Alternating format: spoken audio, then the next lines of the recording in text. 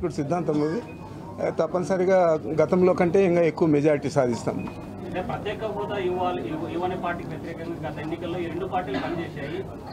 మోడీని అనరాని మాటలు అనేటువంటి పార్టీలు పొత్తు పెట్టుకున్నారు. ఈరోజు ప్రత్యేక హోదా అంశం యొక్క పరిస్థితి మరి ఏ ఆలోచనతో చంద్రబాబు నాయుడు పెట్టుకున్నాడు, మరి మీరు ఆయన్ని అడిగితే బాగుంటుంది.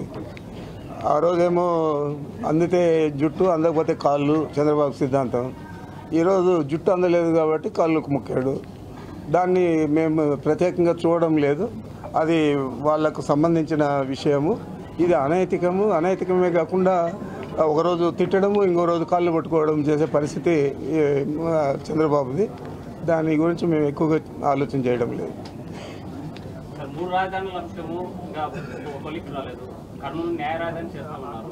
మరి ఇప్పటి న్యాయ రాజధాని అంశం ఇక్కడ పునాదులు పడేటువంటి పరిస్థితి లేదు. కర్నూలులో జగన్ సభ పెట్టి ప్రజల్ని ఎలా ఓట్లాడగలరు?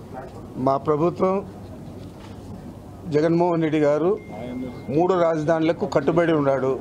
3 రాజధానులకు కట్టుబడేదే కాకుండా రాయలసీమలో న్యాయ రాజధాని కర్నూలు జిల్లాలోనే ఏర్పాటు చేయడం జరుగుతుంది.